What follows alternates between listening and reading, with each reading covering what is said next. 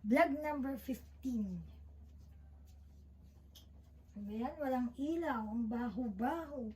Ano mang amoy yun? Hans, Sheila, tumigil na nga kayo.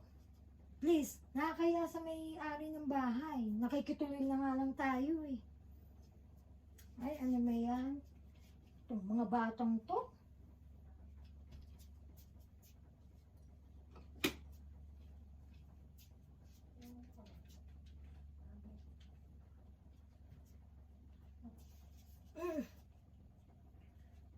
O ano pang ginagawa mo dito?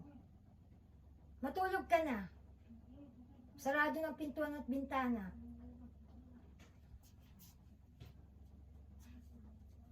Hans, hinahanap na tayo ni Ate Sheila. O sige, matulog na kayo. Patayin niyo na ang mga kandila.